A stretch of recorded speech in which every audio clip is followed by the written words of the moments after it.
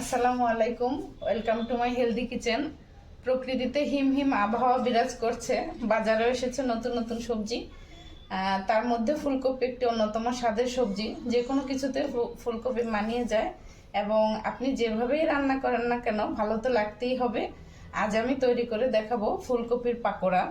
বিকালের নাস্তায় যেমন মানানসই, তেমনি বাচ্চাদের টিফিনের জন্য একটি উপদেয় খাবার। ফুলকপির পাকোড়া তৈরি করতে যা যা লাগবে আমি দেখিয়ে দিচ্ছি। প্রথমেই দেখিয়ে দিচ্ছি, ফুলকপি তো আছেই, তার সাথে আছে বেসন, চালের গুঁড়া, কাঁচামরিচ কুচি, ডিম, ধনেপাতা কুচি, গোলমরিচের গুঁড়া এবং লবণ। ফুলকপির পাকোড়া তৈরি করার জন্য প্রথমেই আমি একটি ব্যাটার তৈরি করে নিব। তো আমি এখানে 1 কাপ বেসন নিয়েছি এবং 1/2 কাপ চালের গুঁড়া নিয়েছি। চালের গুঁড়া দিলে ফুলকপির পাকোড়াটা খুবই ক্রিস্পি হবে, এজন্য আমি চালের গুঁড়াটা মিক্স করে দিচ্ছি। দিয়ে দিচ্ছি একটি ডিম,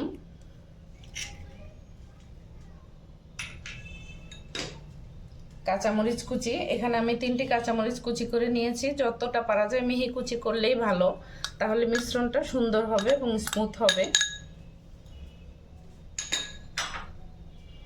এখানে আমি নিয়ে নিচ্ছি 2 চা চামচ মতো ধনেপাতা কুচি,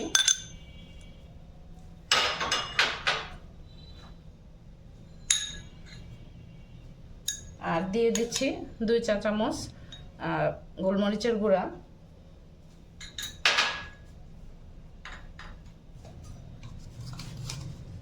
স্বাদ মতো লবণ।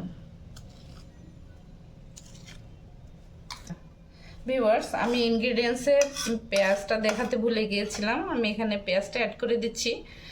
খুব মিহি করে কুচি করে নিয়েছি একটি মাঝারি সাইজের পেঁয়াজ, এখন আমি সেটাও দিয়ে দিচ্ছি।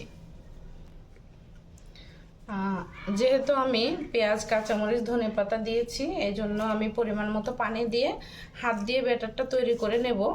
আর ব্যাটার সাধারণত গোলমরিচের গুঁড়া, লবণ, ডিম এগুলো দিয়ে তো তৈরি করা হয়। আমি পেঁয়াজ, কাঁচামরিচ এবং ধনেপাতা দিয়েছি একটু বাড়তি স্বাদের জন্য। তো এখন আমি ব্যাটারটা তৈরি করে নিচ্ছি।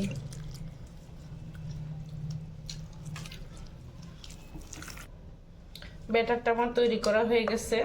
আমি খুব বেশি পাতলাও করিনি, আবার খুব বেশি ঘনও করিনি, এভাবে আমি ব্যাটারটা তৈরি করে নিয়েছি।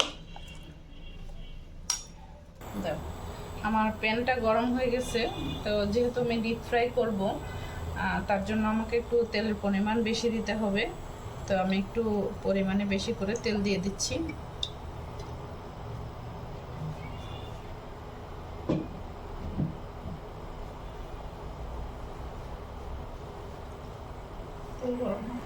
আমার তেলটা গরম হয়ে গেছে, এখন আমি ফুলকপিগুলো একে একে দিয়ে দিব। এখানে আমি 600 গ্রাম ওজনের একটা ফুলকপি নিয়েছিলাম এবং লবণ দিয়ে হাফ সিদ্ধ করে নিয়েছি, বাকিটা ভাজার সময় সিদ্ধ হবে।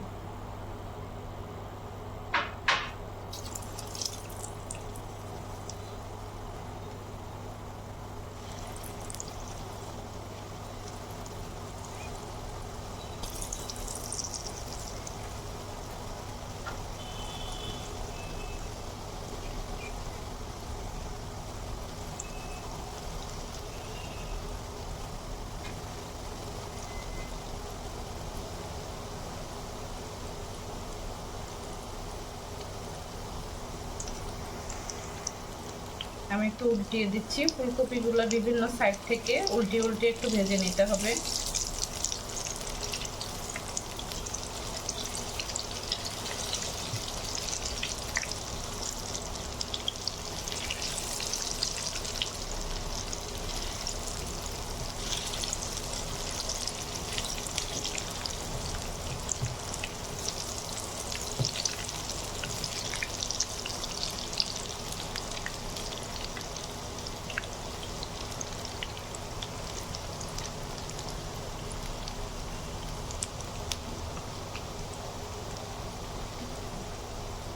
পাকোড়াগুলো আমার ভাজা হয়ে গেছে, আমি এখন একটা একটা করে পাকোড়াগুলো তুলে নিচ্ছি।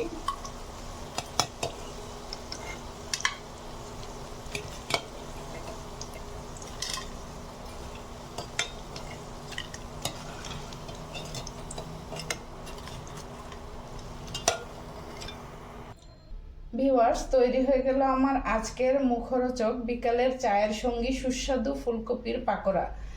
আশা করি আজকের রেসিপিটি আপনাদের ভালো লেগেছে। ভালো লেগে থাকলে লাইক কমেন্ট করতে ভুলবেন না। আমার চ্যানেলটিতে নতুন হয়ে থাকলে আরও নতুন নতুন রেসিপি পেতে অবশ্যই সাবস্ক্রাইব করে দেবেন। Thanks for watching my video. আসসালামু আলাইকুম।